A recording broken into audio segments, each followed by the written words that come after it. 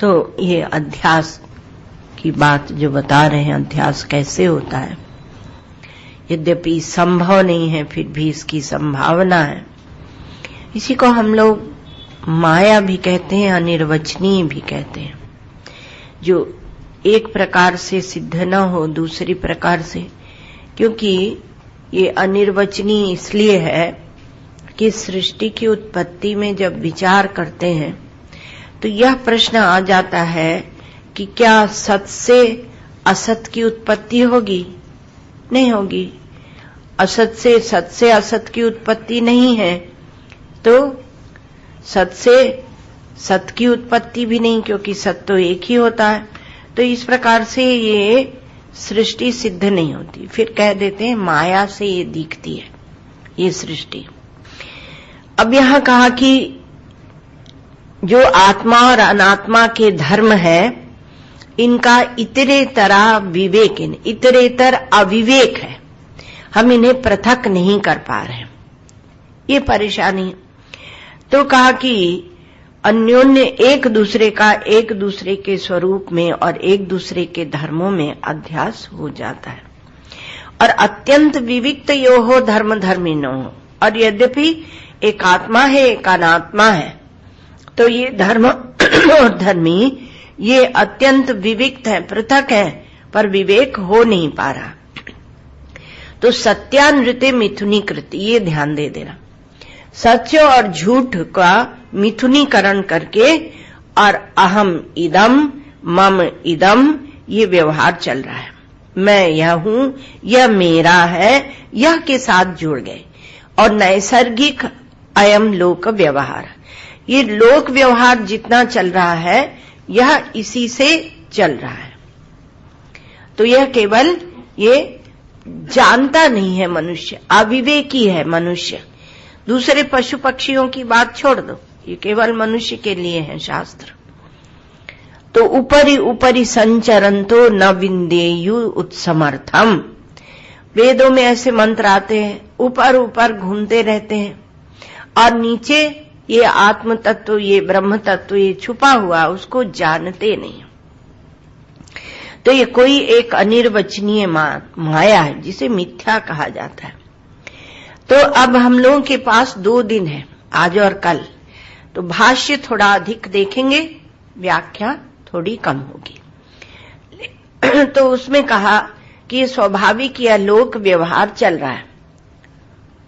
तो जो लोक व्यवहार कैसे चल रहा है, यह मैं हूं और यह मेरा है, इस प्रकार का नैसर्गिक अर्थात स्वाभाविक जन्मजात कह लो, किसी ने सिखाया नहीं। लेकिन जो सिखाने वाले भी मिले, उन्होंने क्या सिखाया? उन्होंने भी वही सिखाया, क्योंकि वही सीखे हुए थे, वही सिखाया। भोजन, वो क्या, पेट पालने की विद्या सिखाई, उसी के लिए पढ़ाई करवाई, भोग भोगने के लिए लगाया, तो उसी में, कर्म में और भोग में, इसमें ले जाके मनुष्य की बुद्धि को रख लिया। कोई कारुणिक आते हैं, वो धर्म की बात करते हैं, क्योंकि धर्म हमारा ऐसा है कि जो इस तत्व पर ही प्रतिष्ठित है। आप व्यवहार करें, किंतु आपकी दृष्टि उस सनातन तत्व पर हो। ऐसे उसको लक्ष्य में रखकर आप जो व्यवहार कर रहे हैं उसको छुड़ाया नहीं गया, पर उससे धीरे धीरे क्रमशः ऊपर उठाया। अब यहां पूछते हैं कि ठीक है, ये लोक व्यवहार चल रहा है, ये अध्यासिक है, हमारा पूरा जीवन ही अध्यास या भ्रम, भ्रांति, अज्ञान, उसी में चला जाता है। ये बहुत कष्ट की बात है। ये इसलिए कहा था पहले, दूसरे किसी दिन कहा था कि अज्ञान की, अज्ञात तत्व की पीड़ा होनी चाहिए। कोई भी वस्तु हम जानते नहीं है, ये सत्य है और सत्य को हम जानते नहीं हैं। तो यहां पर हमारे हृदय में जब ये पीड़ा होती, तब हम ये ब्रह्मसूत्र आदि देखते हैं। आप कहेंगे कि हमें तो पीड़ा नहीं, हम तो अच्छे से खाते हैं पीते हैं, लेकिन किंचित पीड़ा तो है, तब तो आप सुनने आते हैं। आप कहेंगे हम तो खाते हैं पीते हैं और अपने घर में क्या सास बहू की लड़ाई करते हैं, बहुत कुछ करते हैं, सीरियल देखते हैं, तो कहा कि नहीं, कोई पीड़ा है तब आप आते हैं, कोई अज्ञान की पीड़ा होती है, और ये जब बढ़ जाएगी तो ईश्वर की कृपा। तो धीरे धीरे ये जब संस्कार पड़ेंगे तो वो जगत के संस्कार जो मिथ्या है उनका इतना बल नहीं। भगवान कहते हैं श्री कृष्ण गीता में कि ये यथा माम प्रपद्यन्ते तांस तथैव भजाम्यहम्, जो मेरी ओर जिस प्रकार से चलते हैं, मेरा भजन करते हैं, मैं भी उनका वैसा ही भजन करता हूं। प्रपद्यन्ते, मेरी ओर प्रपन्न हो जाते हैं तो मैं भी उनका वैसा ही भजन करता हूं। भगवान ने कहीं भेद नहीं दिखाया।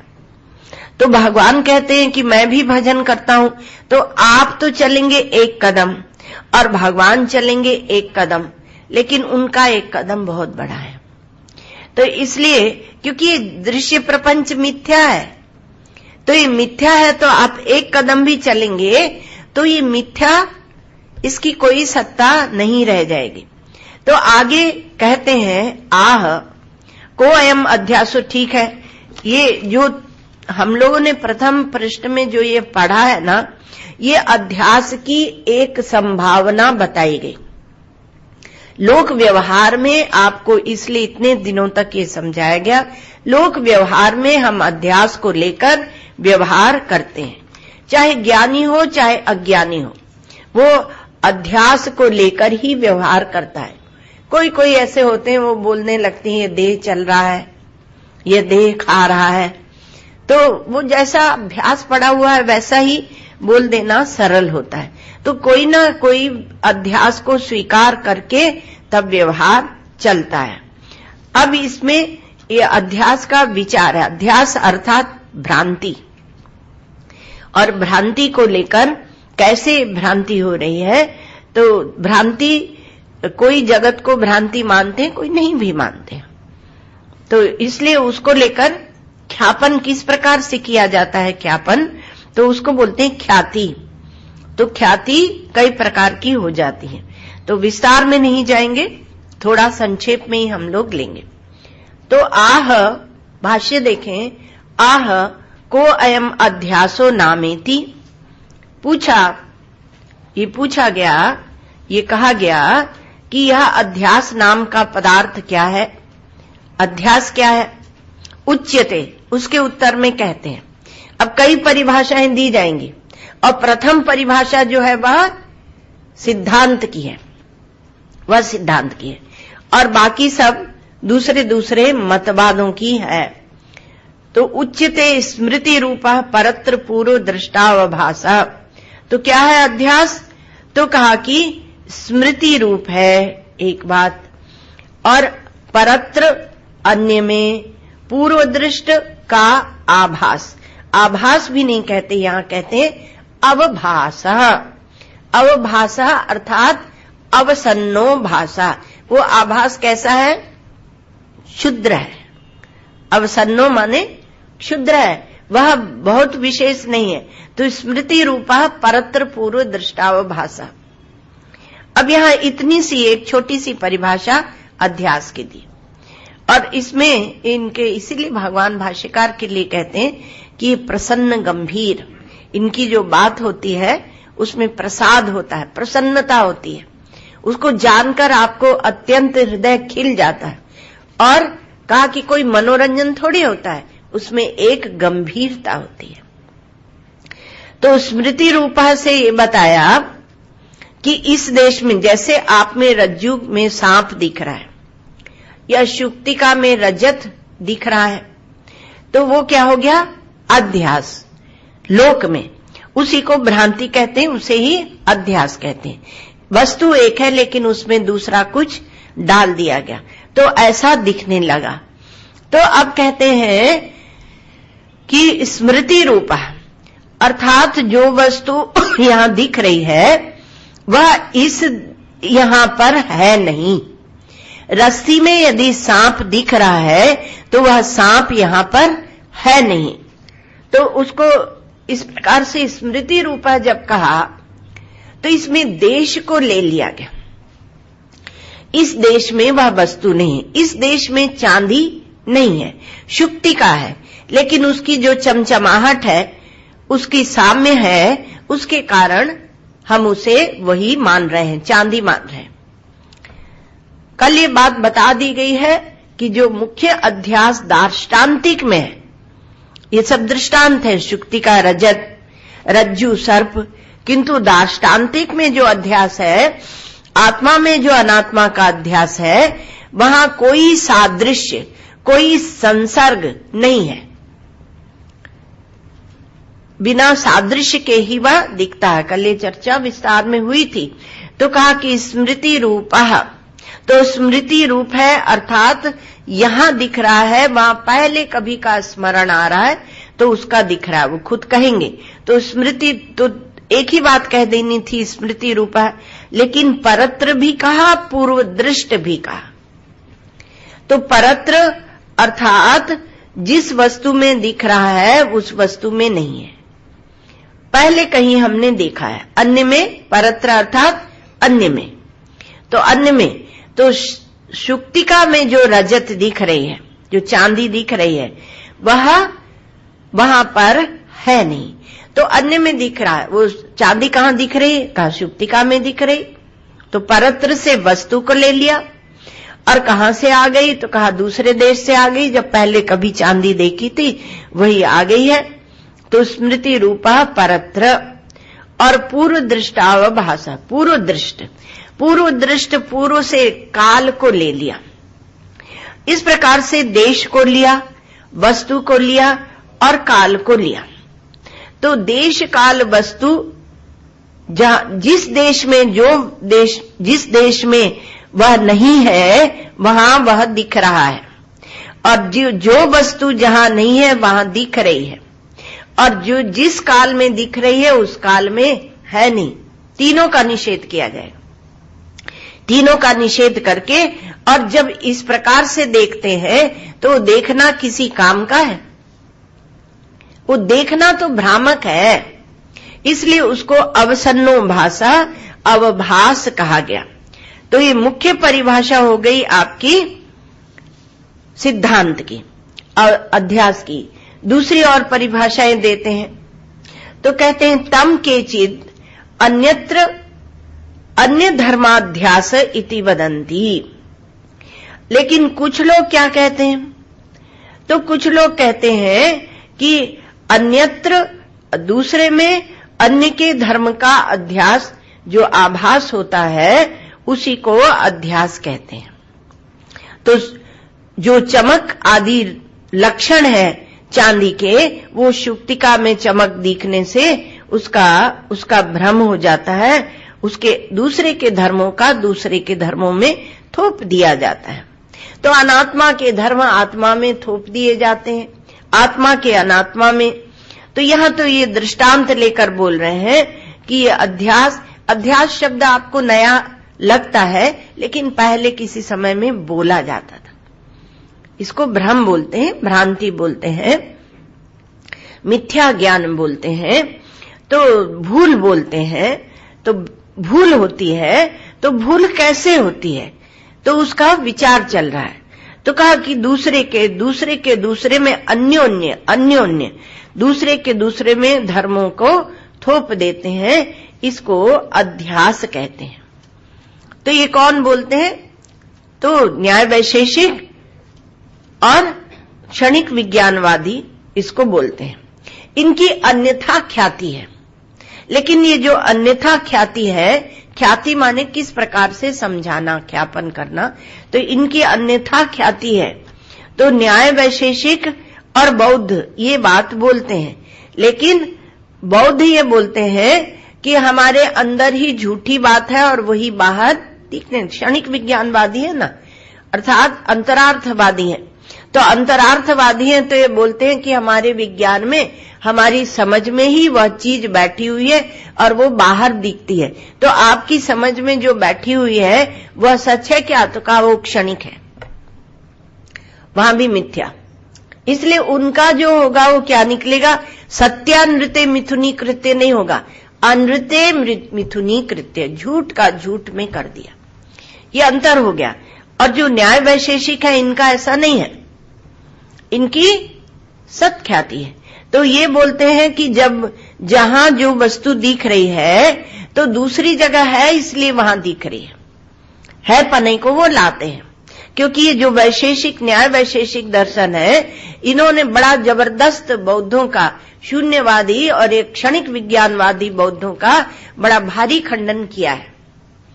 क्योंकि असत से दिख नहीं सकता। और हमारे वेदांतों में, अद्वैत वेदांत की क्या विशेषता है कि हम अधिष्ठानत्वेन आत्मा को, ब्रह्म को मानते हैं, जानते हैं। तो ये अब जब अधिष्ठान सत्य है तो सत्य और झूठ का वहां पर मिथुनीकरण होता है, सत्यानृत्य मिथुनीकृत्य। झूठ और झूठ का मिथुनीकरण नहीं हो सकता, सच और झूठ का मिथुनीकरण होता है। ये बात समझने की है। तो केचित माने कोई एक है, वो ये बोलते हैं कि अन्यत्र अन्य धर्माध्यास। तो वो कहते हैं कि दूसरे के दूसरों में धर्मों का आभास होने लगता है, उसी को बोलते हैं। देखो विस्तार में है चर्चा और समझने में बड़ा आनंद आता है। और केचित्तु यत्र यद्य अध्यासः तद विवेकाग्रह निबंधनो भ्रमयति। और कुछ लोग क्या कहते हैं कि कहा कि केचित्तु, किंतु दूसरा मत दिखाने के लिए तू लगा दिया, किंतु केचित दूसरे ऐसे कहते हैं कि जहां पर जो अध्यास है वहां पर वास्तव में हमने विवेक नहीं किया, ठीक ठीक विवेक न होने के कारण उसमें भ्रम ही अध्यास है। तो अधिष्ठान का ठीक ठीक विवेक नहीं होने के कारण वहां पर अध्यास है।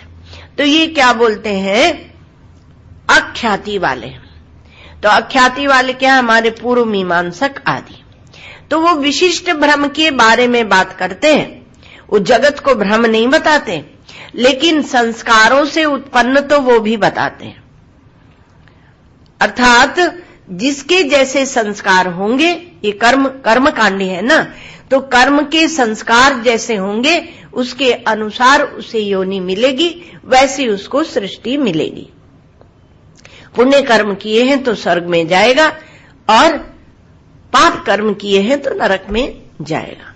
तो ये हमारे पूर्व मीमांसक है, तो वो बोलते हैं कि विवेक आग्रह, तो जो विशेष भ्रम जो होता है रज्जु सर्पादि, उसकी व्याख्या इस प्रकार से करते हैं। उसमें वो अख्याति वाले हैं। बाकी उनको ये नहीं बताना है कि आपके आत्मा में, आपके आत्म चैतन्य में ये दृश्य है नहीं, क्योंकि उन्हें तो कर्म में या धर्म में लगाना है, इसलिए बात वो नहीं कह सकते। तो ये हो गए, तो वो विशिष्ट भ्रम की बात करते हैं और विशिष्ट व्यवहार से उसकी सिद्धि होती है। अन्य तो दूसरे आ गए, अन्य तो यत्र यद अध्यास तस्यैव विपरीत धर्मत्व कल्पनाम आचक्षते इति। तो अब ये आए शून्यवादी। तो ये क्या कहते हैं कि अन्य तो दूसरे जो अन्य लोग हैं वो अध्यास के अधिष्ठान में, जो अध्यास है उसका कोई अधिष्ठान होगा। जो हमारे शून्यवादी हैं वो अधिष्ठान को मानते नहीं है, तो कैसे भ्रम की उत्पत्ति होगी। यदि कोई अधिष्ठान, यदि रस्सी है ही नहीं तो सांप कैसे दिखेगा, यदि सीपी है ही नहीं तो वहां रजत कैसे दिखेगा, चांदी कैसे दिखेगी। तो कोई एक अधिष्ठान तो होना चाहिए। तो जो भी विकल्पना होती है या भ्रम होता है वह निरधिष्ठान नहीं होता, अधिष्ठान के बिना नहीं होता। इसलिए शून्यवाद को तो हम यूं ही काट देते हैं, क्योंकि शून्य से सृष्टि नहीं हो सकती। अभी बताया था कि असत से असत की उत्पत्ति भी नहीं हो सकती है। तो ये सृष्टि दिखती है, हम इसमें व्यवहार चलाते हैं, इसकी व्यवहारिक सत्ता है। तो कैसे व्यवहारिक सत्ता है, कैसे तत्व ज्ञान से वह प्रातिभाषिक सत्ता में चली जाती है, इसको पूरा ठीक से विवेचन करके विचार करना पड़ता है। तो अध्यास के अधिष्ठान, अध्यास का जो अधिष्ठान है, विजातीय समान धर्मों की कल्पना को ये अध्यास कहते हैं। तो विजातीय समान धर्म विपरीत धर्मत्व कल्पनाम आचक्षते। तो इसको ये अध्यास कहते हैं। लेकिन कहा कि ये जितने भी मत हैं, जब अध्यास या भ्रम का विवेचन करते हैं तो वो क्या कहते हैं, एक बात उसमें समान है जो सिद्धांत में कही गई। जो अद्वैत वेदांत का सिद्धांत है वह पहले से है, क्योंकि वह वैदिक है, तो वह पहले से है। तो कहा सर्वथा पितु अन्यस्य अन्य धर्मावभासताम न व्यभिचरति। सर्वथापि, चाहे कोई भी मत आप ले ले, इसमें एक बात देख लीजिए, तो अन्य के धर्मों का अन्य में दिखना, प्रतीत होना, इस लक्षण का कहीं भी व्यभिचार नहीं होता। दूसरे के धर्म दूसरे में दिखने लगते हैं। आत्मा चेतन है और उसके धर्म जड़ देह में दिखने लगे, और जड़ देह मरने वाला है और हम कहते हैं कि मैं मरने वाला हूं। इतना तो इतना जो धन रुपया पैसा आदि है वो जाता है, तब भी हम कहते हैं कि हाय मैं मर गया। तो जो नहीं है उसमें ले जाकर हम अपने आत्म धर्म को रख देते हैं। तो ये ऐसा होता है। तो न व्यभिचरति तथा च लोके अनुभव, इसमें लोक में यह अनुभव भी है। दृष्टांत देते हैं, शुक्तिका ही रजतवद अवभासते। सीपी चाहिए तब वह चांदी की तरह दिखती, रजत की तरह वह शुक्तिका ही रजतवद अवभासते। एकश चंद्र सद्वितीय वद इति, और एक चंद्रमा दो के समान दिखता है। आंख को दबा दो थोड़ा सा तो एक चंद्रमा दो दिखने लगेगा, अथवा कोई रोग हो तो एक चंद्रमा दो दिखने लगेगा, आंख कमजोर हो गई हो तो इसमें क्या है कि रजतवद अवभासते और एकश चंद्र सद्वितीय वद। ये जो वद लगाया भगवान भाष्यकार ने, यह वेदों से आया है। और वद जो है उसके समान दिखता है, उसके समान दिखता है, ये वद ही अध्यास को दिखाता है। मूल मंत्रों में ही वहां अध्यास को इस प्रकार से बता दिया जाता है। तो ये इस प्रकार से यहां पर ये बात कह दी गई। अब एक प्रश्न यहां पर उठाया जाएगा। ये जो मत आ गए तो केचित्तु तो केचित्तु करके अब यहां पर एक प्रश्न आगे उठाया जाएगा। उसके पहले जितना हम लोगों ने देखा उसका थोड़ा सा विचार कर लें। तो कहा कि ये जो प्रकाशमानता है, ये दो प्रकार की, आप इसको समझ चुके हैं, हम दोहरा रहे हैं, आपको पक्का करने के लिए आप ध्यान से सुन लेना। तो प्रकाशमानता दो तरह की होती है। जो हम देखते हैं वस्तुएं, यहां पर मूल में अध्यास का जो विचार है वो दृष्टा और दृश्य का है। जड़ और चेतन का विवेक तो बड़ा मोटा मोटा होता है, वो तो योगी लोग भी कर लेते हैं। लेकिन वेदांतों में जो विवेक है, विवेक आग्रह निबंधनो भ्रम इति, तो आगे बातें आएगी। तो दो तरह की चीजें हमें मालूम पड़ती हैं। एक जो ज्ञान होने पर बाधित हो जाती है, जैसे रस्सी में जो सांप दिखता है, जब हम रस्सी को जान लेते हैं तो सांप बाधित हो जाता है। बाधित तो समझते हैं ना आप लोग, है ना, उसके मिथ्यात्व का निश्चय हो जाता है, वह नहीं है ऐसा हमें मालूम पड़ता है। और एक वस्तु ऐसी होती है जो अधिष्ठान के ज्ञान से, स्वरूप के ज्ञान से बाधित नहीं होती है। तो एक बाधित वस्तु होती है और एक अबाधित वस्तु होती है। तो अबाधित को हम ब्रह्म कहते हैं, आत्मा कहते हैं, चेतन कहते हैं, बहुत से नाम देते हैं। और जो बाधित होती है वो दृश्य है, वह जगत है, वह संसार है। आप अपने अनुभव पर ही विचार करें, कितनी जल्दी जल्दी परिवर्तन होता है, बदल जाता है। लेकिन कौन सी ऐसी ग्रंथि है जिसके कारण इस असत को हम असत समझ नहीं पा रहे हैं, और इसको सत समझ के इसका दृश्य का, जगत का ही विवेचन हम करते रहते हैं। हम कहते हैं कि देखो, जड़ का चेतन के साथ अध्यास हो रहा है और चेतन का जड़ के साथ अध्यास हो रहा है। लेकिन यह सांख्य योग की दृष्टि हुई, ये सांख्य योग की दृष्टि होती है। वेदांत की दृष्टि से पृथक होती है। और मिथ्या का मिथ्या से अध्यास हो रहा है, अनृते मिथुनीकृत, यह बौद्ध दृष्टि होती है, बौद्धों की दृष्टि होती है। महाराज जी हमारे विनोद में एक बात कहते थे, पहले हमारे देश में कहीं संस्कृत के व्याकरण से निकलता नहीं, बुद्धू शब्द नहीं था। फिर जब बौद्ध बहुत फैले और वो बुद्धि तो बहुत लगाते थे, इसलिए उनको बौद्ध कहा गया। बुद्धि का विशेष प्रयोग है वहां, बहुत सूक्ष्म बुद्धि, लेकिन उनके पास प्रमाण नहीं है, वेदांत प्रमाण, उपनिषद प्रमाण नहीं है, इसलिए वो बेचारे शून्य में जाकर भटक गए। तो इसलिए एक शब्द आया इस देश में बुद्धू, तो बुद्धू कहना, तो बौद्ध सीधे नहीं कहना है, तो उनको बुद्धू मतलब बुद्धू कहो, किसी को भी बुद्धू कहो तो वो किसी को समझ में नहीं आए, पर उनको बौद्ध कह रहे ऐसे। तो कहा कि ये जो बौद्ध है, तो इन्होंने कहा मिथ्या का मिथ्या में अध्यास हो रहा है, ये बोलने लगे, ये बौद्ध दृष्टि है। और सत्य का मिथ्या से अध्यास हो रहा है, सत्यानृते मिथुनीकृत्य, ये अद्वैत वेदांत की दृष्टि है। तो उसमें एक चीज सुना हो, आपको मालूम ही है कि एक चीज सत्य होती तब दूसरी मिथ्या होती है।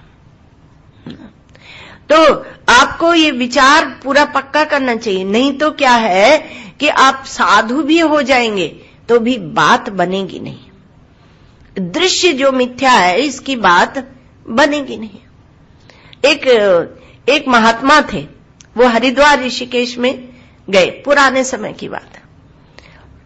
तो जब हो तब महात्माओं में बैठते तो बोलते, उस बहुत पुराने समय की बात, कि हमारे पास 7 लाख रुपए थे। उस जमाने में लाख बहुत होता था, अब का अरब समझ लो, करोड़ समझ लो, जो भी समझना हो समझो, इतना हमारे पास गणित है नहीं। तो वो बोलते थे मेरे पास 7 लाख रुपए थे और मेरे 7 बेटे थे, एक एक बेटे को मैंने 1-1 लाख दिया और तब जाके मैंने सन्यास लिया है।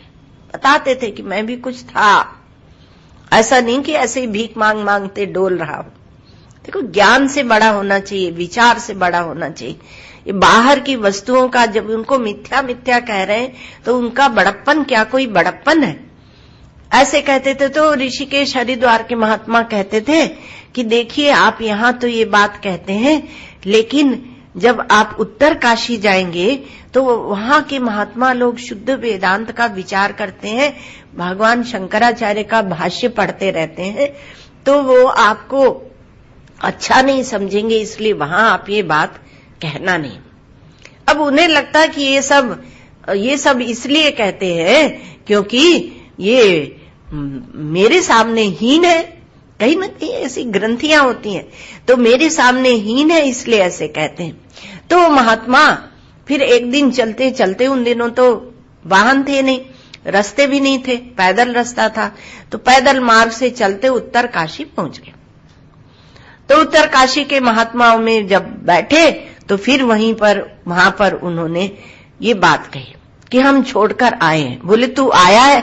वहां के महात्मा ने कहा कि तू आया है, लेकिन एक टांग से आया है, एक टांग अभी तेरी वहीं चिपकी हुई है, छुड़ा तू अपनी टांग को, नहीं तो यहां ब्रह्म विचार नहीं कर सकेगा। अभी तेरी एक टांग तो वहीं की वहीं फंसी हुई है।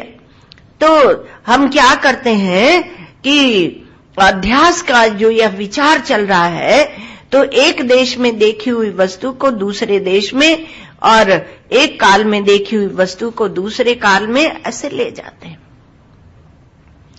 और ऐसे वस्तुओं के में उलझकर रह जाते हैं। तो इसी को बोलते हैं अध्यास। तो अध्यास सत्यानृते मिथुनीकृत्य। हमने अध्यास की सिद्धि के लिए यहां क्या देखा कि एक देश में देखी हुई वस्तु को हम दूसरे देश में ले जाते हैं केवल भ्रांति से, इसको अध्यास कहते हैं। एक काल में देखी हुई चीज को दूसरे काल में ले जाते हैं, इसको भ्रांति कहते हैं, इसी को भ्रांति कहते हैं। इसलिए कहा काल को लेकर कह दिया, देश को लेकर कह दिया स्मृति रूपा, और पूर्व दृष्टावभासा, और परत्र जो पहले वस्तु थी वो यहां पर दिखने लगी। तो अन्य अधिष्ठान में जो वस्तु दिख रही है उसको हम अन्य अधिष्ठान में देखने लगे। अधिष्ठान वहां भी ले लेना, क्योंकि चैतन्य मुख्य अधिष्ठान है। अब ये क्योंकि दृष्टांत तो बाह्य है और दाष्टांतिक चैतन्य है, वह मुख्य है। तो अब ये है कि ये देश काल वस्तु और उनको लेकर ये विभिन्न मत, भ्रम के, भ्रांति के, क्या वेदांत वही बताना चाह रहा है, रज्जू सर्पित बताना चाह रहा है। कुछ लोग कहते हैं कि वेदांत सुनने जाओ तो वही रज्जू सर्प, वही रज्जू सर्प, उसी का बंटवारा करते रहते। वो हमारा दृष्टांत है भाई, वो दाष्टांतिक नहीं है। उसकी मदद से आपको समझाया जाता है। तो क्या देश काल वस्तु ये कहां दिख रहे हैं, प्रश्न ही आता है। अब देश काल वस्तु को ही आप दृष्टांत बनाइए, अर्थात उसे ही वस्तु बना लीजिए देश काल को, और फिर अपने आप में उसको देखिए।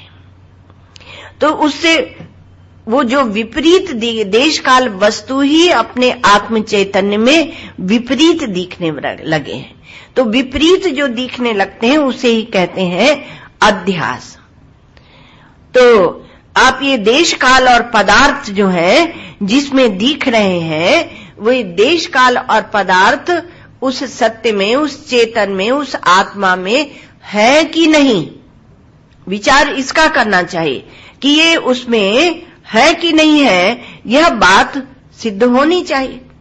तो इसका पूरे देश काल पदार्थ का हम लोग जब विचार करते हैं तो एक बार सुनाया था कि हम इसकी केवल कल्पना ही करते हैं।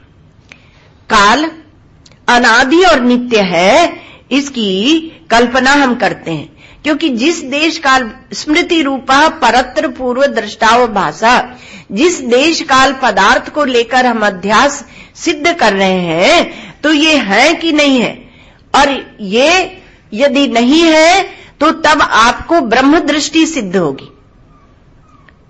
जब तक आप इनमें बैठकर इनका विचार करते हैं तो वह आध्यासिक ही सिद्ध होगी। तो ये कल्पित है। तो जिस काल की कल्पना होती है और जो काल की कल्पना का प्रकाशक है, जिसमें जिस अधिष्ठान में काल की कल्पना होती है और काल की कल्पना का जो प्रकाशक है, आप जो भी विचार करते हैं स्मृति, कोई एक सज्जन बोल रहे थे हमें स्मरण बहुत होता है, इसके कारण हम विचार नहीं कर पा रहे।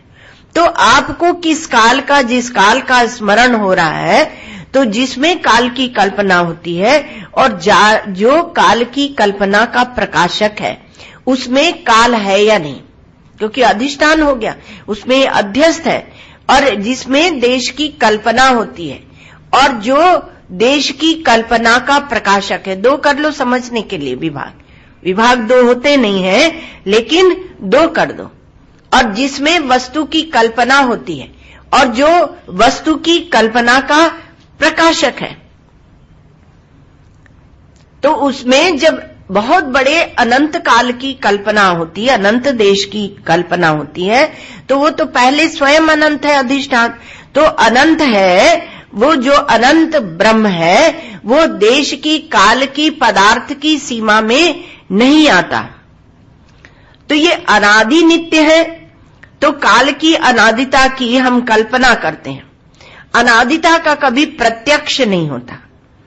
जो कहते हैं कि समझते नहीं हो तो अनादि कह देते हो, तो हम परिभाषा इस प्रकार बनाते हैं कि अनादिता का कभी प्रत्यक्ष नहीं होता। जिसका प्रत्यक्ष नहीं होता, जो कल्पना होती है, उसको काल दृष्टि से हम अनादि कह देते हैं। समझ लेना चाहिए।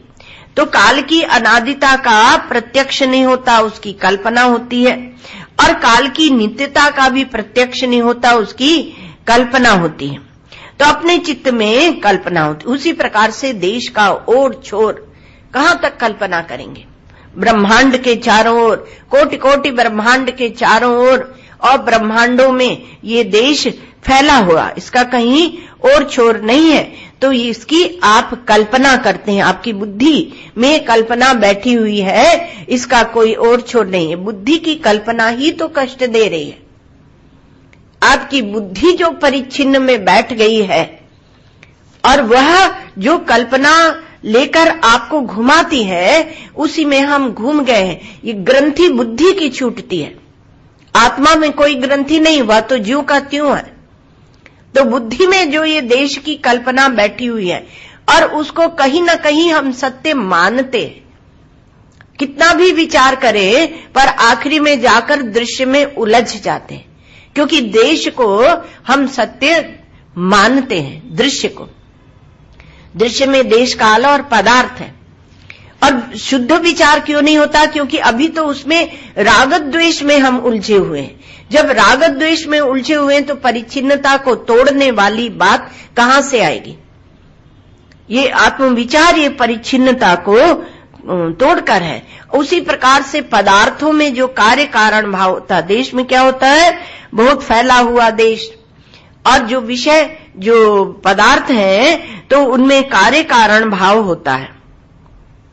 तो वो कार्य कारण भाव उसका कारण क्या, उसका कारण क्या, तो वो भी कल्पना हो जाएगा। कल्पना कहो या अज्ञान कह दो, बहुत सी कल्पनाओं को लाने की जगह एक कल्पना ले आओ, उसको कहो अज्ञान।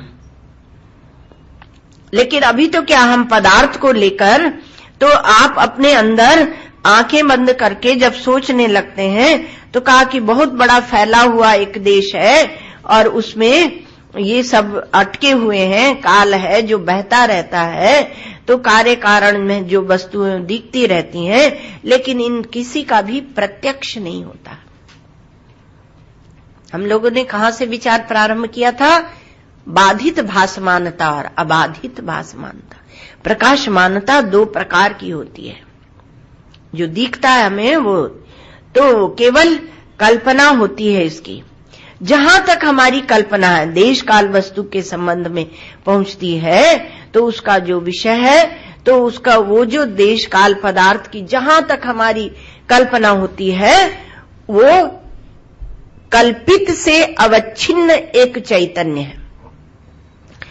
तो कहा कि क्या जो कल्पित, जो हमने कल्पना की अपनी बुद्धि के द्वारा, उस कल्पित से अवच्छिन्न जो चैतन्य है उसका नाम ब्रह्म है? तो कहा नहीं, उसका नाम जहां तक हमारी कल्पना है वहां तक वह ब्रह्म नहीं है।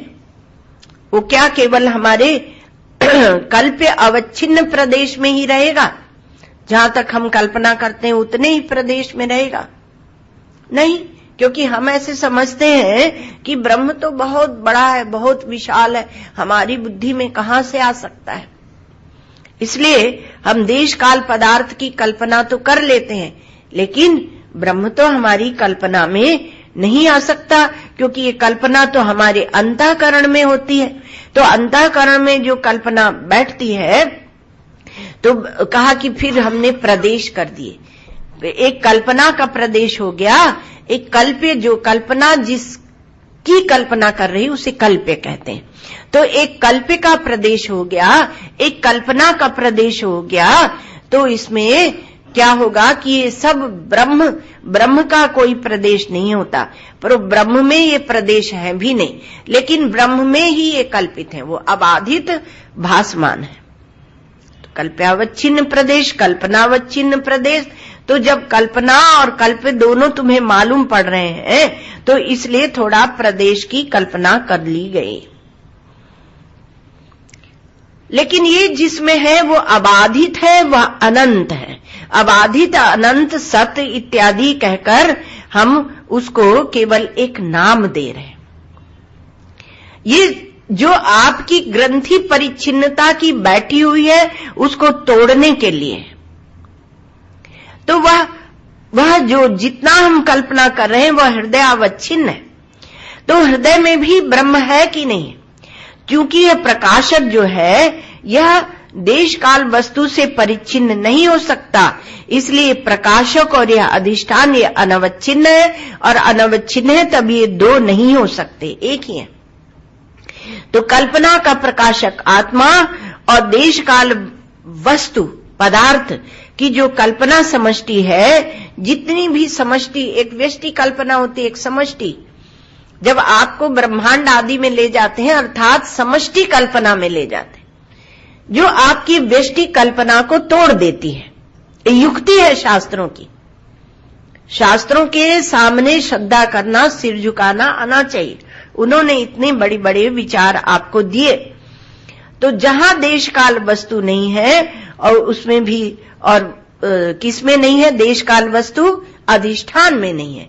और जो प्रकाशक है उसमें भी देश काल वस्तु नहीं है। तो इस लक्षण से दोनों एक हो जाते हैं। तो देश काल वस्तु का जो संसर्ग है उसके साथ जो जुड़ता नहीं है, वह चैतन्य के रूप में, सत के रूप में, जब तक आपके अंतःकरण से वह अवच्छिन्न हो रहा है, कल्पना से अवच्छिन्न हो रहा है, तब तक उसका नाम ईश्वर। लेकिन जब उस कल्पना का अधिष्ठान है तो उसका संसर्ग नहीं है, स्पर्श नहीं है कल्पना का, उससे वह परे है, तो उसको कहेंगे ब्रह्म। कल्पकत्व, कल्पनात्व और कल्पनात्व और कल्प्यत्व। तो कल्पक जो है कल्पकत्व, और कल्प्यत्व और कल्पनात्व, ये तीनों जिसमें बाधित हो जाते हैं, और जब तीनों बाधित हो जाएंगे तो अद्वितीय ब्रह्म की सिद्धि हो जाएगी। तो ये क्या है? ये देश काल और वस्तु ये परस्पर बाध्य हो जाते हैं।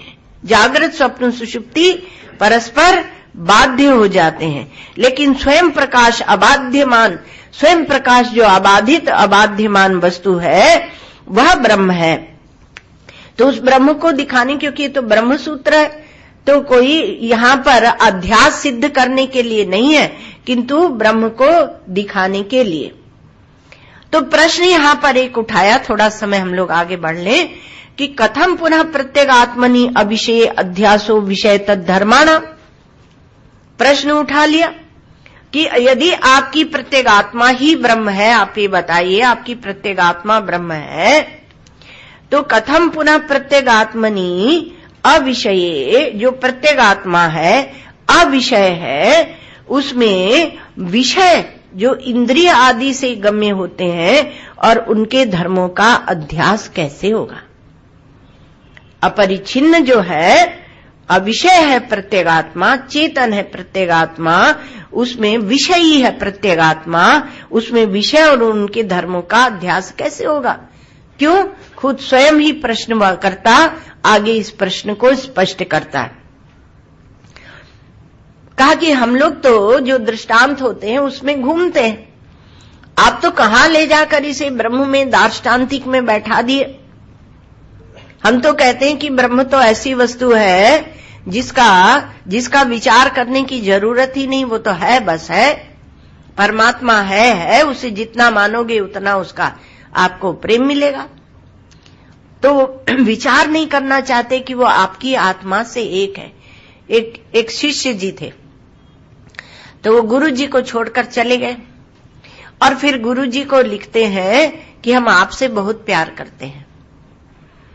तो वैसा ही प्रेम है आजकल का, कि हम परमात्मा से प्रेम करते हैं, लेकिन कहीं ये सिद्ध हो गया कि वो हमारे हृदय में बैठा हुआ हमसे एक है, अपरिच्छिन्न तत्व है, तो हमें बड़ी बौखलाहट होगी। वो दूर रहे और हम दूर से उसको देखें और गाने गाएं लैला मजनू के। तो इस तरह से नहीं होता है, वो हमेशा वियोग वियोग संयोग, और वो साहित्य की बात है। ये यहाँ ब्रह्म ज्ञान में ऐसे बात नहीं आती। वो आपसे एक है परमात्मा, वह आपका स्वरूप है, वह आपसे प्रत्येक आत्मा से अभिन्न है। तो इन्होंने पूछ दिया कि हम तो जो अध्यास की बात करते हैं, रज्जू में सांप की इत्यादि, अब आप जो बोलते हैं कि प्रत्येक आत्मा में अध्यास हो रहा है विषय के धर्मों का, वो बात समझ में नहीं आती, क्योंकि सर्वो ही पुरोवस्थिते विषय विषयांतरम अध्यस्यति। सर्वत्र क्या होता है कि सामने एक विषय होता है और दूसरे उसमें अन्य विषय को लाकर अध्यास किया जाता है। देखो, कहीं ग्रंथि न रह जाए, इसलिए भाष्यकार भगवान स्वयं प्रश्न उठाते हैं, स्वयं पूर्व पक्ष, स्वयं उत्तर पक्ष तैयार करते हैं। तो कहा विषयांतरम अध्यस्यति युष्मत् प्रत्यय अपेतस्य च प्रत्यगात्मनि प्रत्यगात्मनो अविषयत्वम ब्रवीषि। और आप ये कह रहे हैं जो युष्मत् प्रत्यय का अविषय है प्रत्यगात्मा, उसको आप स्वयं अविषय कहते हो, तो उसमें अध्यास कैसे होगा?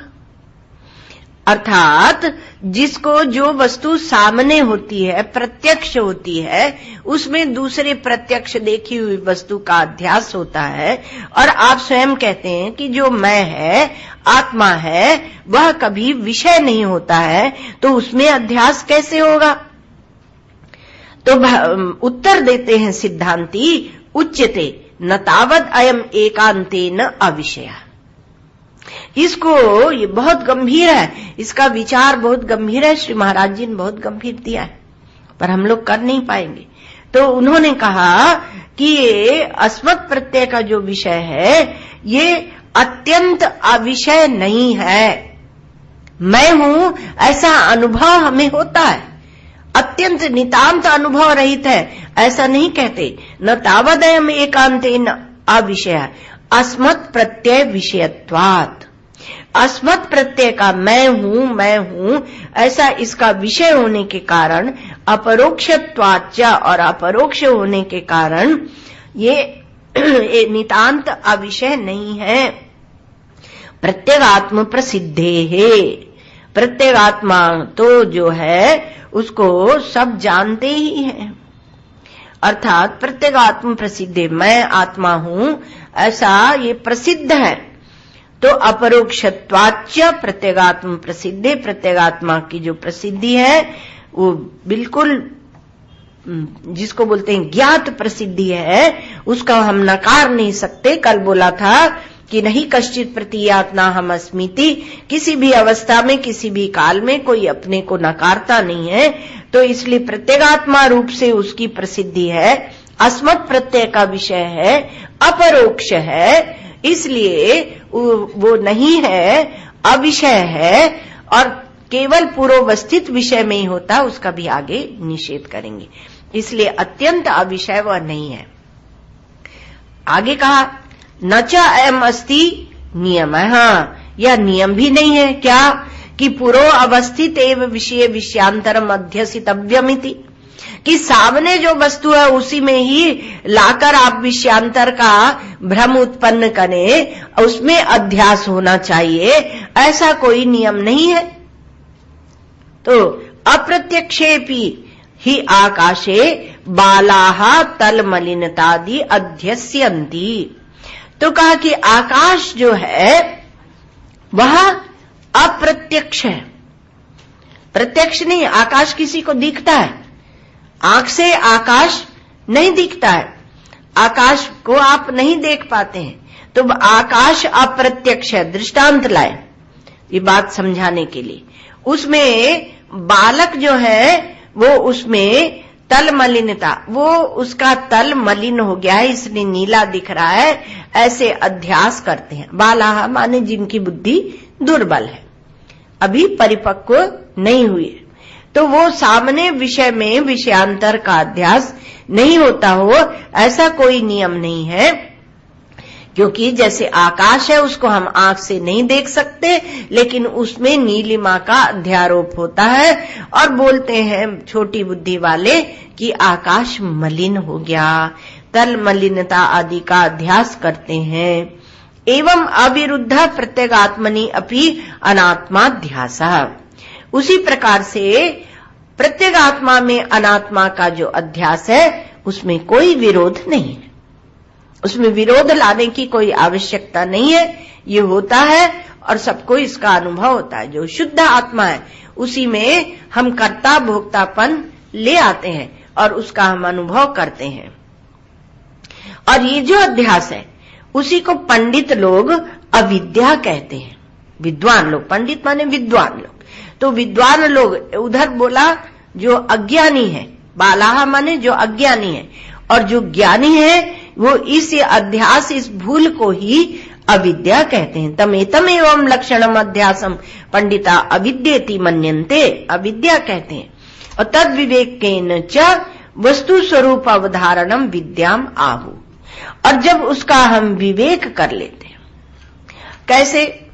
जैसे कि नीर क्षीर विवेक हंस करता है, मिल गए हैं आपस में, लेकिन नीर है, क्षीर चीर है, तो उसका विवेक कर लेता है हंस, तो वैसे विवेक कर लेता है तो उससे वस्तु के स्वरूप का निर्धारण जो हो जाता है, बुद्धि में बात बैठ जाती है कि आत्म चैतन्य असंसर्गी, संसर्ग अनवगाही, असंसक्त, असंगो ही अयम पुरुष, वह ऐसा है और कहीं लिप्त नहीं होता, अपने आत्म चैतन्य में ही जो अवगाहन करने लगते हैं, क्योंकि जो वस्तु है, वस्तु अर्थात जो सब में व्याप्त है, सबका अधिष्ठान है, संपूर्ण अध्यस्तों में एक जो अधिष्ठान है, उस वस्तु को जान लेना और उसका निश्चय कर लेना, उसे विद्या कहते हैं। तो ये जो अविद्या है, कहा कि ठीक है महाराज अध्यास है, अविद्या है, अब उसके लिए हम क्या करें? तो कहा विद्या, ये ब्रह्म विद्या उसके लिए चाहिए, ये ब्रह्म विद्या ही आपको इस अध्यास से निवृत्त करेगी।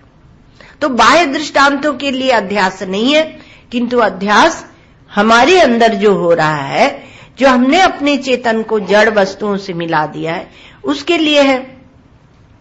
और इसलिए जब पंडित हो जाएंगे आप, जब आप यह विवेक करके, सद असत विवेकनी बुद्धि को पंडा कहते हैं, गीता भाष्य में भगवान भाष्यकार कहते हैं।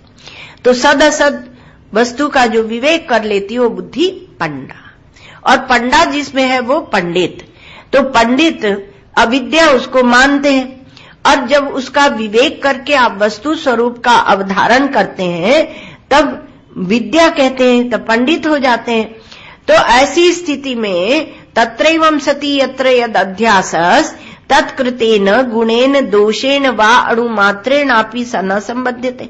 जब ऐसा हो जाता है तो जहां पर जो अध्यास था, तो उस अध्यास के कारण उत्पन्न जो दोष और गुण थे, उसका अधिष्ठान से कोई संबंध नहीं होता। वो बोलते हैं आरोपितो नाश्रय दूषकम भवेत, कदापि मूढ़ैर, जो मूढ़ बुद्धि होते हैं वो आरोपित कर देते हैं, कुछ भी किसी के ऊपर मिथ्या आरोप भी लगा दिया जाता है। आरोपितम नाश्रय, आश्रय का अधिष्ठान से उससे कोई परिवर्तन नहीं होता। कदापि मूढ़ैर मतिदोष दूषित है, नार्द्री करोत्यूषर भूमि भागम मरीचिका वारी महाप्रवाह। जो मरुस्थल की भूमि में है उसमें मरुजल दिखने लगे और वो मरुजल की खूब लहरें उठ रहे हों, लेकिन वो मरुस्थल 1 इंच, एक जरा भी उससे गीला नहीं होता। ऐसा असंसक्त, असंस्पृष्ट आपका स्वरूप है। अभी आज तो समय हो गया, इतना ही, और कल जितना भाष्य ले सकेंगे उतना लेंगे आपको धीरे धीरे। ओम।